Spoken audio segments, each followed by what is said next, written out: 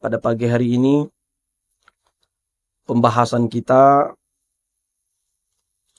kajian subuh kita adalah tentang syafa'ah. Ya, tentang syafa'ah. Banyak hadis-hadis Rasulullah Sallallahu Alaihi Wasallam yang berbicara tentang syafa'ah, yang mengarahkan kepada seorang mukmin untuk berlaku baik, beramal soleh, dan seterusnya. Di antara hadis Rasulullah SAW yang menyebutkan demikian, Rasulullah mengatakan, man qala hina yasma'un nida, barang siapa yang berdoa setelah mendengar azan, Allahumma rabba hadhihi da'wati tammah wassalatil qa'imah ati Muhammadanil wasilata wal fadilah wa ba'athhu maqaman mahmudan alladhi wa'adtah. Kata Rasulullah SAW, hadis riwayat Imam Bukhari, halath lahu syafa'ati yaumal qiyamah. Maka si pembaca ini halal bagi dia, atau dia akan mendapatkan syafaatku kelak di hari kiamat. Contoh kedua, hadis Rasulullah SAW mengatakan, as'adun nasi bi syafa'ati yaumal qiyamati man qala la ilaha illallah khalisan min qalbihi aw nafsihi. Manusia yang paling bahagia dan paling senang nanti dan mendapatkan syafaatku di hari kiamat, kata Nabi, adalah orang yang mengucapkan la ilaha illallah ikhlas dari hati dan lubuk jiwanya. Ya, kemudian juga ada Al-Quran yang sering juga kita dengarkan. Para ulama menyampaikan, iqra'ul Qur'an fa innahu ya'ti yaumal qiyamati syafi'an li ashabihi. Bacalah Al-Quran, karena Al-Quran akan datang menjadi pembawa syafaat, syafi'an di hari kiamat kelak untuk para pembaca daripada Al-Quran ini. Jadi di sekian banyak hadis-hadis, banyak sekali hadis-hadis yang berbicara tentang syafa'ah. Maka kita bahas pada subuh hari ini tentang apa itu syafa'ah. Kemudian siapa yang berhak mendapat syafaat. Dan yang terakhir, apa saja itu pembahagian daripada syafaat. Pertama, Al-Imam Al-Baijuri rahimahullah ta'ala, di dalam syarah kitab beliau, syarah Jauharatul Tauhid, beliau menyebutkan makna syafa'ah itu apa. Beliau menyebutkan, su'alul khairi minal ghairi lil ghair. Permintaan kebaikan dari orang lain, tujuannya untuk orang lain. Permintaan kebaikan yang bukan dari kita, tapi dari orang lain, tujuan untuk orang lain. Seumpama, ya, kita punya kenalan. Kita punya kenalan yang berada umpamanya di sebuah instansi pemerintahan. Lalu ada si A. Si A ini, ya, datang dia kepada administrasi atau suatu tempat yang mengurus berkas dan segala macam. Maka si A ini datang, tujuannya adalah untuk supaya kantor ini, ya, tempat dia bekerja ini memberikan kemudahan untuk anaknya, memberikan kemudahan untuk saudaranya, memberikan kemudahan untuk orang yang dia kenal. Ini disebut dengan syafaat. Jadi syafaat ini bahasa sederhananya adalah orang lain memintakan bantuan, tujuannya untuk kita. Itu namanya syafaat. Berarti kalau Rasulullah SAW memberi syafaat, maknanya di hari kiamat kelak, Nabi meminta kepada Allah agar diberikan pertolongan kepada orang yang dimaksud. Maka ini yang disebut dengan syafaat. Maka maksud daripada Al-Quran memberi syafaat bagi para pembaca dan para ashabnya, yakni ketika nanti di hari kiamat kelak, maka Al-Quran datang. Seperti disebutkan dalam hadis, as-siyamu wal Quran yashfa'an lil abdi yaumal qiyamah. Al-Quran dan puasa akan menjadi pemberi syafaat. Apa maknanya? Yaqulu siyam. Puasa ini akan berkata nanti, ay Rabbi, mana'tuhu at-ta'am wa syahwat bin nahari fasyafi'ni fihi. Ya Allah, si fulan ini dahulu siang hari aku larang dia dari makan. Sekarang kasih dia syafaat. Jadi orang lain yang memintakan syafaat untuk orang lain juga.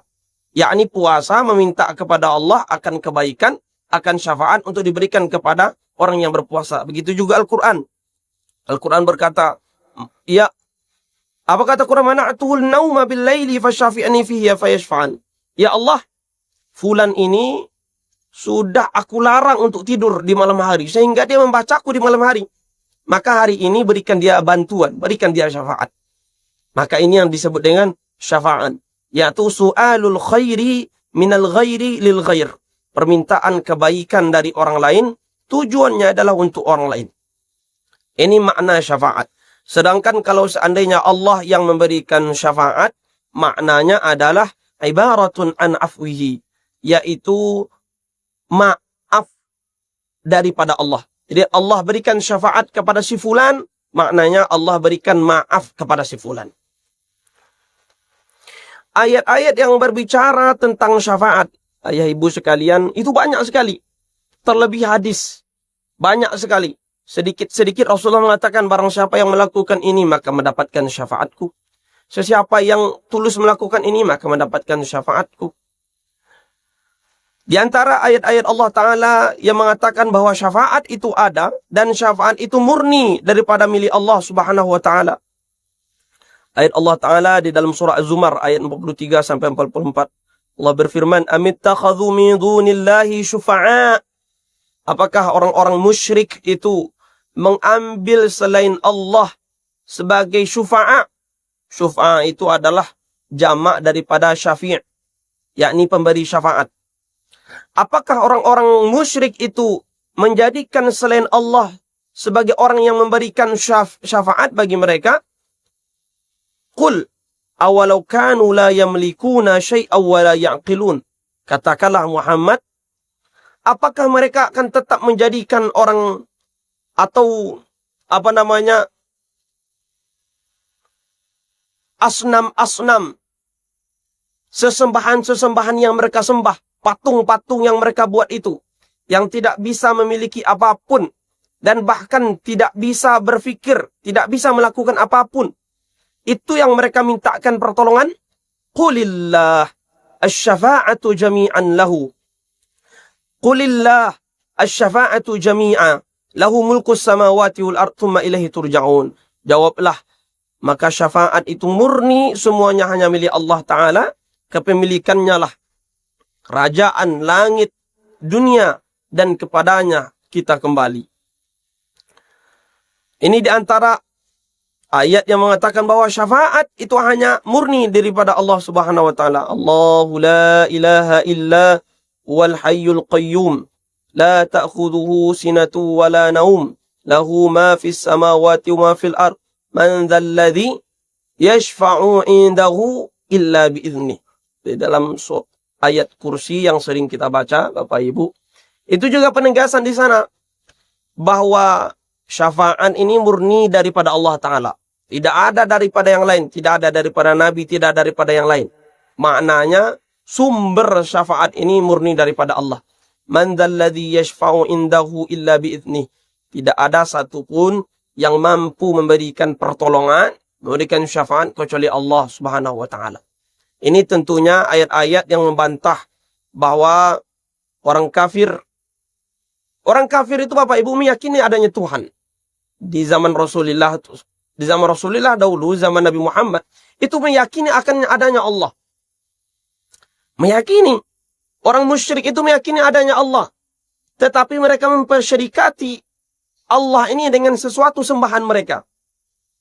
Maka ketika mereka menyembah berhala, maka mereka menganggap berhala inilah yang akan memberi mereka syafaat nanti. Kemudian berhala inilah yang memintakan pertolongan kepada Allah. Maka ini disebut dengan musyrik.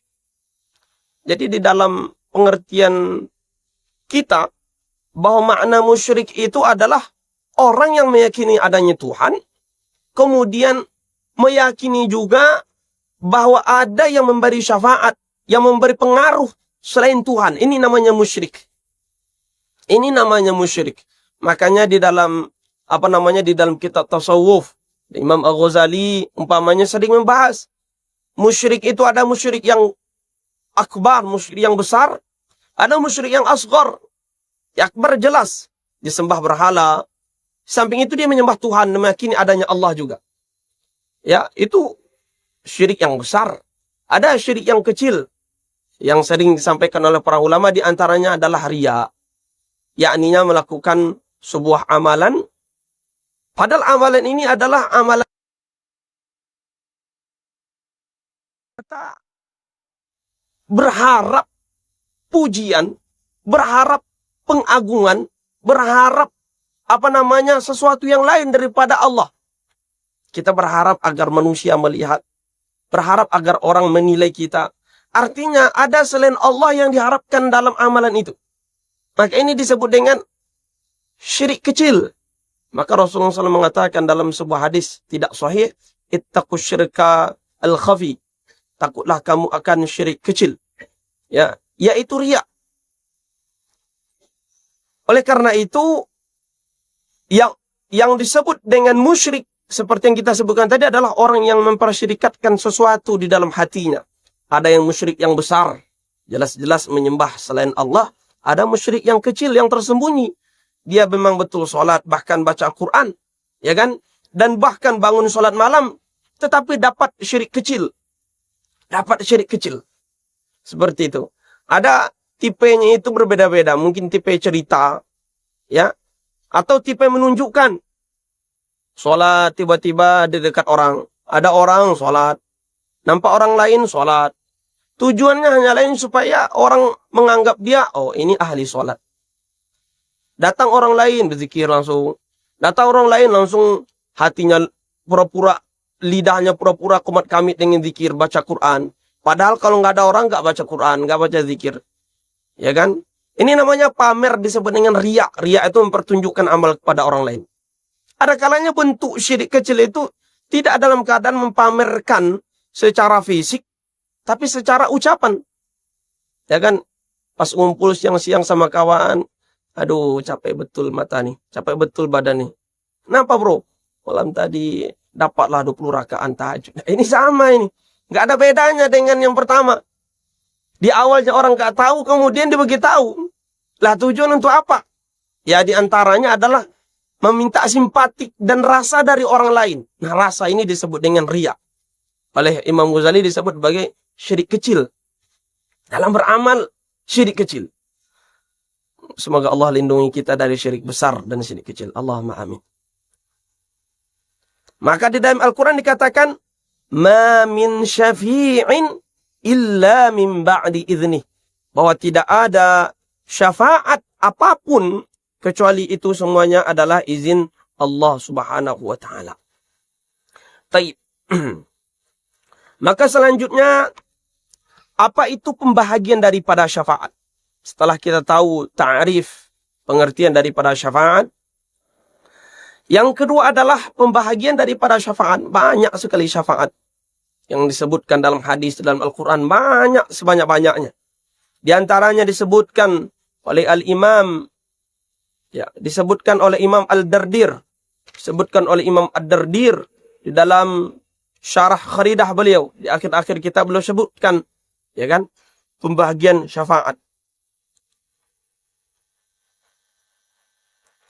Sebelum kita masuk ke dalam pembahagian syafaat, yang harus kita yakini bahwa syafaat ini adalah suatu yang ada dan suatu yang pasti adanya. Oleh karenanya, ulama ahlu sunnah wal jamaah menjadikan bahwa syafaat ini bahagian daripada akidah.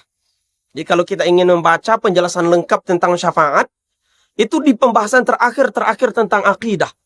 Ya kan, dibahas tentang apa itu sirat, apa itu hari kiamat, apa itu syafaat, apa itu hisab. Maka dibahas tentang akidah.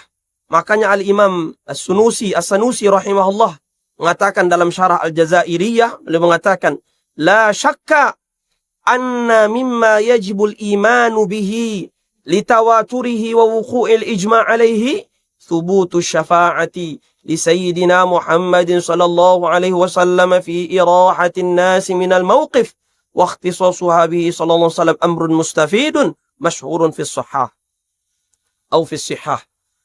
Jadi bila mengatakan di antara yang wajib diimani oleh seorang mukmin adalah bahwa adanya nanti syafaat yang diberikan oleh Rasulullah SAW pada hari kiamat dan pada hari berkumpulnya manusia di padang mahsyar. Ini tentang meyakini bahwa syafaat ini adalah sebuah kepastian dan sebuah keyakinan yang harus kita yakini. Karena dalil tentang syafaat ini adalah bahkan sampai ke derajat mutawatir. Mutawatir ini dalil yang sampai kepada tahap pasti. Dan bahkan sepakat seluruh ulama dan seluruh umat muslim. Maka kalau ada yang mengingkari akan adanya syafaat, ini orang yang diragukan keimanannya. Yang bisa dipertanyakan keimanannya. Dalam sebuah hadis, ya, sebuah athar, Umar bin Khattab ini menceritakan, beliau berkhutbah ketika berkhutbah, innahu sayakunu fi hadhil ummah qaumun yukadzibuna birrajam wa bittajjal. Kelak nanti, ini Umar bicara, kelak maksudnya adalah tidak di zaman beliau, setelah beliau tentunya boleh jadi di zaman kita. Akan ada satu kelompok orang yang memiliki pemikiran, pertama mereka akan mendustakan akan adanya rojam. Tidak ada rojam itu. Sekarang memang tidak ada rojam, betul. Tetapi kita meyakini bahwa rojam ini hukum Allah Ta'ala. Andai umpamanya keadaan memungkinkan, kemudian negara memungkinkan, dunia memungkinkan, maka wajib kita menerapkan hukum Allah ini. Orang yang berzina dan pernah menikah, maka dirajam. Maka itu adalah hukum Allah SWT disebutkan dalam Al-Quran. Disebutkan dalam hadis-hadis Nabi SAW. Umar mengatakan, nanti di hari terakhir nanti, ada kelompok yang akan mendustakan bahwa rajam ini tidak ada. Yang kedua, mereka mendustakan tidak ada Dajjal. Dajjal itu hanya simbol saja. Ya, simbol keburukan dari barat yang menutup mata dari kebaikan, menutup mata, matanya satu menutup menutup mata daripada kebaikan. Ini tidak betul. Dajjal ini sosok manusia yang akan ada, sosok manusia yang akan muncul, dan dia seperti kita, manusia biasa, tapi diberikan kelebihan oleh Allah Subhanahu wa taala. Yang nanti di hari kiamat kelak dia menjadi sebuah fitnah. Bahkan Rasulullah mengatakan fitnah yang paling besar semenjak diciptakan Nabi Adam sampai hari kiamat itu fitnah Dajjal. Dan sekali lagi, seperti yang pernah kita sampaikan, Dajjal itu bukan sosok raksasa, bukan sosok yang bermata satu, ya, sosok yang berbadan besar yang beringas, tidak demikian. Dajjal itu menjadi fitnah ketika dia sama seperti kita dan melalaikan.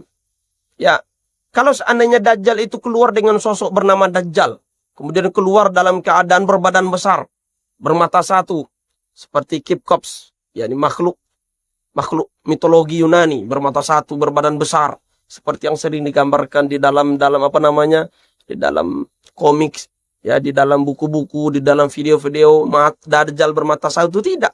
Dajjal matanya dua, cuman satu tak berfungsi. Kemudian dia manusia sama seperti kita, dan bahkan kemudian dia itu memiliki nama sama seperti nama orang-orang, tapi dia memiliki sifat Dajjal. Kata Umar bin Khattab, nanti akan ada kaum yang mengingkari akan adanya Dajjal. Wa yukadzibuna bitulu'i syamsi min maghribiha.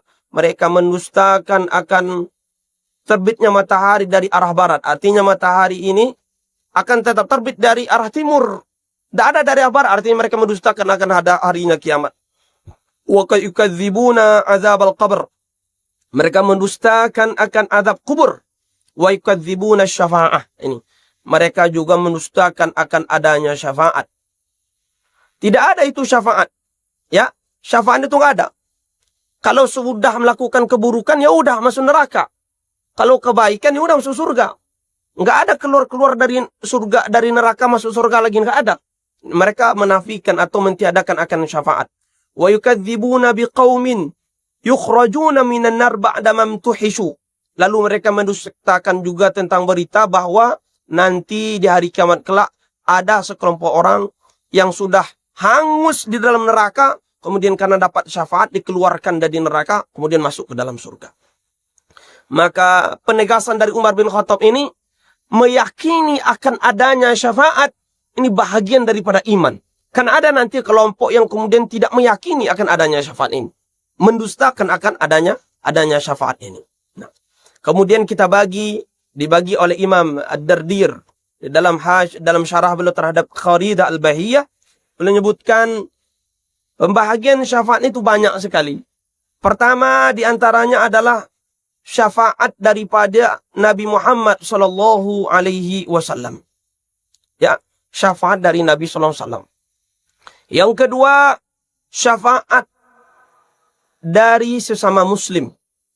Yang ketiga adalah syafaat daripada anak.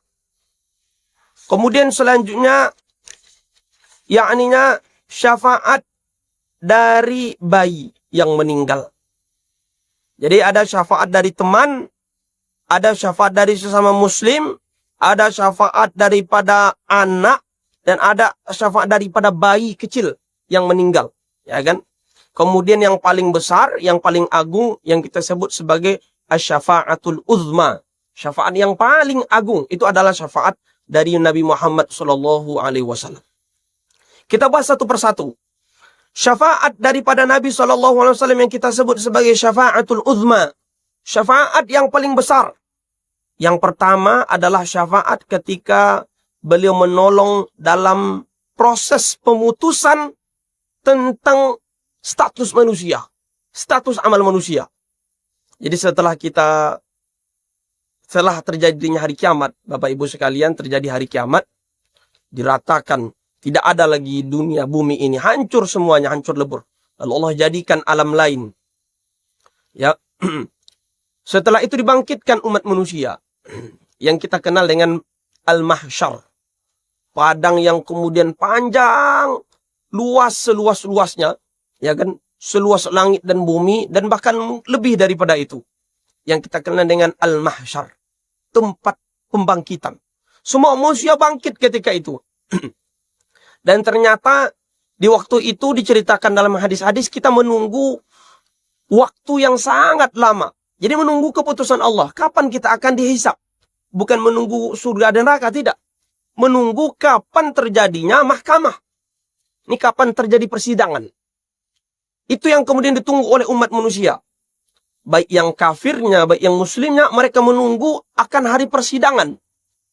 Dan itu lama selama-lamanya. Semua orang dalam keadaan berbagai macam bentuk keadaan sesuai dengan amalnya. Ada yang keringatnya sampai ke dadanya, keringat sampai ke hidung, sampai ke keningnya, dan tenggelam dengan keringatnya, dan seterusnya. Keadaan masing-masing kita di sana sesuai dengan amal kita di dunia, sesuai dengan iman kita di dunia. Nah, pada saat itu manusia itu dalam keadaan yang sulit, susah itu, sempat-sempat mereka kompak. Manusia ketika itu sempat-sempat mereka kompak. Yakninya, ini kenapa? Belum ada juga keputusan. Kita sudah menunggu sekian lama, sehingga tahu berapa lamanya. Yang penting disebutkan dalam hadis, lama sekali. Tentu tidak sehari dua hari, tentu tidak sebulan dua bulan, mungkin bertahun puluh. Lama sekali menunggu. Subhanallah. Akhirnya setelah itu, semua kita sepakat umat manusia. Datanglah kita kepada Nabi Adam. Tahu umpamanya, oh di sana tempat Nabi Adam dibangkitkan. Berangkatlah kita ke Nabi Adam. Semua manusia berangkat ke Nabi Adam. Ya Adam, anta abul bashar.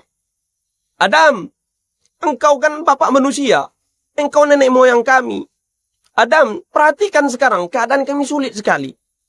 Mintakan kepada Tuhan, kapan akan diadakan sidang pemutusan, sidang perhitungan. Segerakan Adam, kami tersiksa. Adam alaihissalam ketika itu menjawab, aku pernah melakukan dosa ketika Tuhan melarangku untuk mendekati sebuah pohon, lalu aku dekati pohon itu. Maka pada hari ini tidak ada yang aku takutkan kecuali diriku, kata Adam. Nafsi, nafsi. Aku lebih takut dengan keselamatan diriku sendiri. Dan tidak ada lagi memikirkan keselamatan orang lain, kata Adam. Kata Nabi Adam, coba pergi kepada Ibrahim. Boleh jadi Ibrahim bisa membantu. Semua kita pergi pula demonstrasi kepada Ibrahim ketika itu. Ibrahim, kamu adalah kekasih Allah. Kamu adalah Khalilullah, Khalilur Rahman. Tolong Ibrahim, tolong. Ini sulit sekarang.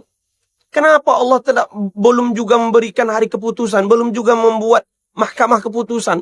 Kami sudah tersiksa betul, wahai Ibrahim. Jadi di padang mahsyar saja sudah tersiksa kita. Ya kan? Tentu masing-masing dengan amalannya, seperti yang kita sebutkan. Tolong wahai Ibrahim, tolong. Ibrahim mengatakan, saya pernah melakukan dosa, dan aku dalam hari ini tidak pernah lebih takut kepada diriku dibandingkan siapapun. Maka pada hari ini nafsi, selamatkan diri pribadi. Aku tidak mampu menolong kalian, kepada diriku sendiri aku takut, kata Ibrahim. Kata Nabi Ibrahim, pergi kepada Musa. Musa itu adalah kalimullah. Berangkat kita kepada Nabi Musa. Nabi Musa, kamu kan kalimullah. Yang Allah langsung bercakap, bercerita, berbicara dengan engkau langsung. Minta kepada Allah supaya disegerakan hari keputusan. Musa pun menjawab, begitu saya pernah membunuh manusia. Yang pada hari ini aku takut dengan dosa itu. Tidak ada yang lebih aku takutkan kecuali diriku. Nafsi, sendiri-sendiri pada hari ini. Pergi juga akhirnya kepada Nabi Nuh. Ya kan? Kepada Nabi Isa. Yang puncaknya semua Nabi itu tidak mampu memberikan syafaat. Lalu mereka mengisyaratkan, pergilah kepada Nabi Muhammad. Akhirnya kata Nabi Muhammad, kalian datang kepadaku. Fayatuna ilayya. Kalian datang kepadaku dalam keadaan meminta syafaat itu. Kita minta, wahai Rasulullah, wahai Nabi Muhammad, mintakan syafaat kepada Tuhan untuk kami. Itu seluruh manusia, bukan mukmin, bukan kafir, semuanya. Maka Nabi Muhammad kata beliau, aku datang ke bawah arash, lalu aku bersujud lama sekali. Kemudian aku puji Allah dengan pujian yang tidak pernah satupun manusia memuji dengan pujian itu, baik sebelum dan sesudahku. Artinya kalimat-kalimat dan pujian-pujian itu hanya diilhamkan oleh Allah ketika itu kepada Rasulullah. Dipujilah Allah dengan pujian yang tidak pernah dipuji oleh orang sebelum dan sesudah itu. Kemudian setelah itu Allah Ta'ala mengatakan, irfa' ra'sak Muhammad, angkat kepala engkau. Sal tu'to, minta apa yang engkau minta akan kuberi. Washfa' tu syafa', kalau engkau minta syafaat, mintalah akan kuberi syafaat. Ketika itulah Rasulullah SAW mengatakan ummati. Ya, yakninya dengan makna lain Rasulullah minta supaya dipercepat faslu al-qadha, yakninya pemutusan manusia. Kapan ini akan terjadi sidang pemutusan ini? Cepatkan ya Allah. Maka dipercepatkan oleh Allah karena syafaat dari Rasulullah SAW. Ini namanya syafaat uzma, syafaat besar. Hal ini ya berawal daripada hadis Rasulullah SAW. Dalilnya, kata Rasulullah SAW, likulli nabiyyin da'watun mustajabah yad'u biha. Setiap para nabi di muka bumi itu punya satu doa andalan yang pasti istijabah, pasti mustajabah, dikabulkan oleh Allah kalau berdoa. Itu semua nabi. Nabi Nuh itu sudah menggunakannya, Nabi Ibrahim sudah menggunakan, Nabi Musa, semua nabi sudah menggunakan. Jadi Nabi Nuh itu selama berdoa, ya, satu kali beliau pakai doa andalan. Yang kata Rasulullah SAW, setiap nabi punya satu doa andalan. Kalau mereka minta satu, itu udah dikabulkan langsung. Itu sudah dikabulkan oleh semua para nabi. Nabi Nuh, Nabi Daud, Nabi Musa, Nabi Ibrahim, semua sudah diberikan. Kata Rasulullah SAW, wa uridu an akhtabi da'wati syafa'atan li ummati fil akhirah. Tapi kalau aku tak pernah aku doakan di dunia. Ini doa andalan ya untuk para nabi itu Nabi Muhammad tak gunakan di dunia. Kata Nabi, aku sengaja sembunyikan, sengaja aku tunda-tunda, nanti aku doa di akhirat. Ini gunanya adalah supaya menjadi syafaat bagi umatku di hari kiamat kelak. Ini yang kita ceritakan tadi. Yakninya syafaat supaya dipercepatnya pemutusan amal. Ya, keputusan amal, keputusan hari hisab. Karena lamanya kita wukuf berdiri dan sulitnya ketika itu berdiri. Dan syafaat ini hanya khusus dari Nabi Muhammad SAW. Jadi tidak ada nabi manapun yang bisa memberi syafaat seperti ini kecuali hanya Rasulullah Sallallahu Alaihi Wasallam. Nah, yang kedua syafaat Nabi adalah syafaat memasukkan suatu kaum ke dalam surga tanpa hisab. Ada golongan yang masuk surga tanpa hisab. Yang paling terkenal umpamanya adalah al-asyrah al-mubasyarun, al-asyrah al-mubasyarat bil jannah. 10 para sahabat yang dijamin masuk surga dan tanpa melalui perhitungan tadi.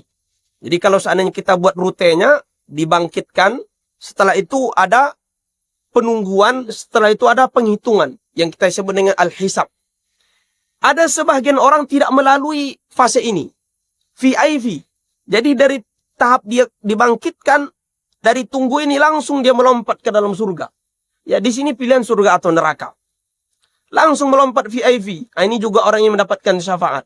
Ada 10 para sahabat, kemudian orang-orang yang dijelaskan oleh Nabi SAW dalam hadis, ya kan, diantaranya Nabi SAW menyebutkan juga, ada 70.000 orang nanti di hari kiamat yang akan masuk surga tanpa hisab. Cahaya mereka seperti rembulan, kata Rasulullah SAW. Sampai ketika itu Abu Dzar Al-Ghifari, kalau tidak salah, itu mengangkat tangan. Wahai Rasulullah, apakah saya juga bahagian daripadanya? Oh ya, ente bahagian daripadanya. Ada juga sahabat setelah itu, Rasulullah saya juga. Nah, ente udah keduluan orang lain, kata Rasulullah. Jadi memang ada beberapa orang yang syafaat langsung oleh Rasulullah masuk surga tanpa hisab. Nah, ini juga khusus oleh Nabi SAW. Kata Al-Imam Nawawi, wahya mukhtasatun bihi. Syafaat yang kedua ini, model kedua ini, orang masuk surga tanpa hisab juga keistimewaan yang hanya dimiliki oleh Rasulullah SAW. Yang ketiga ada namanya syafaat orang yang berhak masuk neraka, kemudian tidak jadi masuk neraka. Ya, maka hal ini disebutkan oleh para ulama tidak hanya khusus oleh Nabi Muhammad. Para nabi sebelum itu juga bisa memberikan syafaat ini. Jadi kalau ada umat para seorang nabi yang akan masuk neraka, kemudian Nabi mengatakan, ya Allah, fulan ini jangan jadi masuk neraka. Nah, kemudian diambil, ya, masukkan ke dalam surga. Nah, itu syafaat khusus. Tidak khusus hanya untuk Nabi Muhammad SAW. Selanjutnya ada syafaat untuk meninggikan derajat. Bahwa kita di surga, ya, derajat kita telah ditentukan. Ini adalah derajat biasa, ya kan, kamar biasa, ada kamar high class, ada VIP, sudah ditentukan. Dan bisa naik kelas itu dengan syafaat. Ya, dengan syafaat. Itulah yang kita sebutkan syafaat-syafaat dalam hadis-hadis tadi. Ada Al-Quran yang memberi syafaat. Ada sholat malamnya yang memberikan syafaat. Ada puasanya yang memberi syafaat. Jadi tiba-tiba ada saja yang memberi syafaat. Nah gitu. Ada saja yang memberi syafaat. Kemudian kita sebutkan tadi, yang tiba-tiba datang memberi syafaat tadi banyak. Ada di antaranya anak kecil. Jadi kalau ibu-ibu yang anaknya meninggal di waktu masih belum balik, ya, mungkin dalam kandungan, atau mungkin waktu kecil melahirkan, ya kan, langsung meninggal. Ini anak ini nanti dapat memberi syafaat untuk ayah ibunya. Orang yang dikenal.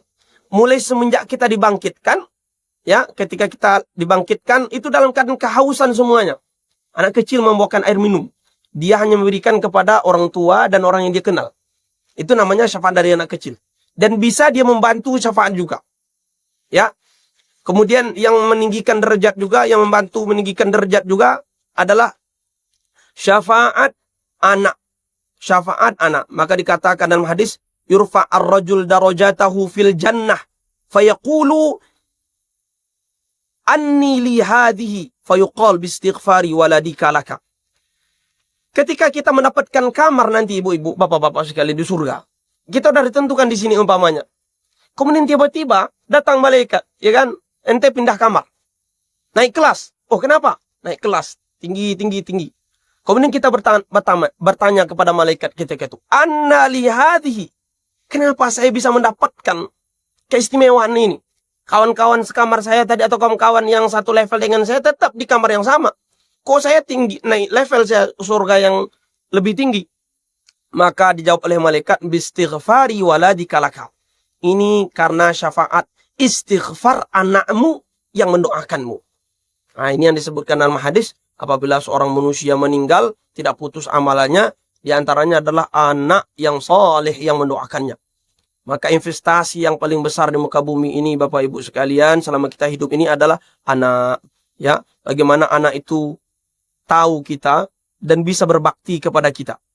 Anak yang dimaksud bukan berarti dia menjadi ulama, bukan berarti dia menjadi orang besar, tidak.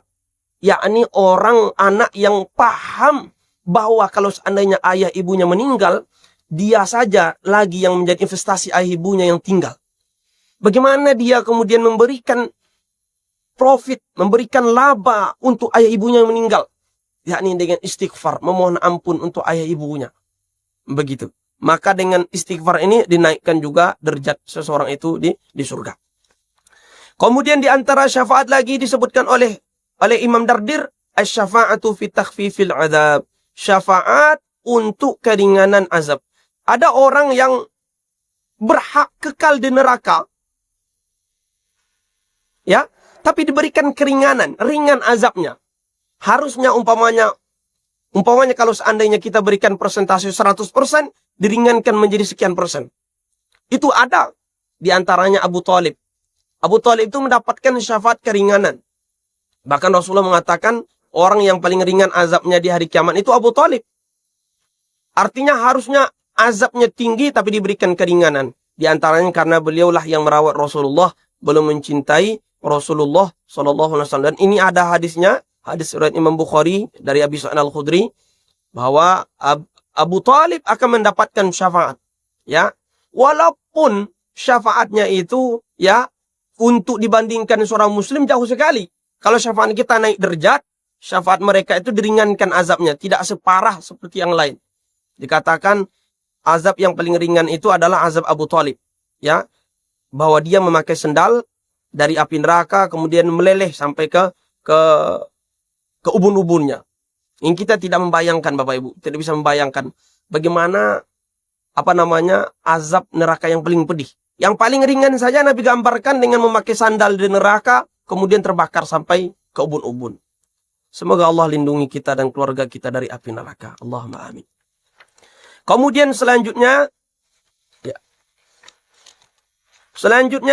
ada juga namanya syafaat bainal asdiqa, syafaat antara teman. Ya. Jadi Bapak Ibu sekalian ini sesama kita bisa memberi syafaat nanti di hari kiamat. Tengok kawannya sedang sulit kali penghisapannya. Sulit kali dalam hitungan-hitungnya. Banyak tersendat-sendat. Banyak hutangnya. Banyak menzalimi orang lain. Mengambil hak orang lain. Tersendat-sendat. Ya. Boleh jadi dia masuk ke dalam lubang yang bahaya. Ini kalau udah masuk lubang ini jurang neraka. Kemudian kita berdoa. Ini hadis. Ya kan. Rabbana ikhwanana kanu yusalluna mana. Ya Allah. Mana dulu kawan yang sering sholat sama kami. Yang sering jamaah sama kami. Wa yasumuna ma'ana, kawan kami itu juga sama puasa dengan kami. Wa ya'maluna ma'ana, bahkan ikut sama kami dalam kajian, ikut sama kami dalam beramal. Ya kan? Lalu enggak ada mereka sekarang. Mana mereka ya Allah? Kami masuk ke surga, mungkin mereka lambat atau mungkin mereka udah masuk ke lubang lain. Maka Allah mengatakan idhabu faman wajadtum fi qalbihi mithqala dinarin min imanin fa'ajiruhu minan nar. Kata Allah Ta'ala ketika itu, ya udah pergilah. Cari orang yang kalau kamu jumpai dalam hatinya, kamu jumpai sebesar dinar daripada iman di hatinya, maka keluarkan dia daripada api neraka. Ini namanya syafaat daripada teman. Ya, syafaat daripada teman. Maka syafaat seorang mukmin, syafaat teman ini asli adanya Bapak Ibu sekalian. Terlebih lagi, seseorang yang berkawan, yang berkenalan, yang berteman, kemudian menjalin pertemanannya, menjalin perkawanannya ini hanya karena Allah. Bukan karena apapun. Berjumpa karena Allah, berpisah karena Allah, maka ini dapat syafaat. Bahkan dalam hadis dikatakan, bukan hanya syafaat surga neraka, tapi syafaat semenjak hari kita dibangkitkan. Maka ada beberapa golongan, 7 golongan yang Allah khususkan, punya naungan khusus nanti. Yang orang-orang kepanasan. Di antaranya adalah 2 kawan, ya kan, sesama muslim, sesama mukmin, yang kemudian saling mencintai karena Allah. Berpisah karena Allah, berjumpa karena Allah. Artinya berkawan di dunia ini karena Allah. Maka jangan sepelekan kawan yang itu kita jalin. Ya, pertemanan yang kita kenalan yang kita jalin semuanya. Kalau dijalin karena Allah, maka itu akan membawa syafaat. Maka ketahuilah, semua hubungan di muka bumi yang tidak diikat atas nama Allah, nanti di hari kiamat akan menjadi permusuhan. Apapun hubungan di muka bumi yang kemudian dijalin bukan karena Allah, akan menjadi permusuhan dari kiamat kelak. Kita kalau dengan istri kita, dengan suami kita, dengan pasangan, kalau tidak dengan Allah, tidak karena Allah, menjalin rumah tangga, menghadapi rumah tangga, menjalani kehidupan rumah tangga bukan karena Allah, maka di hari kiamat kelak mereka akan bermusuhan. Satu sama lain akan menjauhi. Begitu juga sekawan, ya kan, sesama muslim. Kalau seandainya bukan karena Allah, maka nanti di hari kiamat kelak dia akan menjadi permusuhan. Tetapi segala sesuatu yang diikat karena Allah, tentunya ini hanya seorang muslim dengan seorang muslim. Walaupun kita jalin hubungan, saya baik kali dengan kawan kafir ini, kawan non muslim ini, kawan nonis ini, ya kan, baik kali. Dibantu keluarga saya, dibantu ini semuanya, dikasih semuanya, bahkan orang tua saya dikasihnya kemudahan, ini semuanya. Tapi dia memang non muslim. Ya udah, di hari kiamat kelak kita musuhan dengan dia. Dia dalam neraka, kita surga. Nggak bisa kita memberikan syafaat kepada mereka. Kecuali kalau seandainya dia ini mukmin tapi nggak sholat. Pas kita sholat dia nggak sholat, ya kan? Kemudian pas pas kita nanti kemudian puasa mereka tak puasa, tapi ada iman dalam hati mereka. Nah, itu masih ada harapan bisa diselamatkan. Ada iman dalam hatinya. Tapi kalau sudah tidak ada iman, apalah daya. Tidak ada lagi yang bisa menyelamatkan di hari kiamat kelak tersebut. Kecuali iman itu sendiri. Kemudian, ya, terakhir Rasulullah SAW mengatakan, syafaati li ahlil kabair min ummati. Ini di antara kabar gembira dari Rasulullah SAW. Beliau mengatakan, syafaatku akan mencakup khusus kepada orang pelaku dosa besar dari umatku. Ini kabar gembira. Wahai pelaku zina, wahai pencuri, wahai para korupsi, wahai orang-orang yang melakukan maksiat, wahai orang-orang yang berdosa. Rasulullah SAW mengatakan, syafaati li ahli kabair min ummati. Ayah ibu yang kalau sudah berangkat umroh, berangkat haji, masuk ziarah ke makam Rasulullah.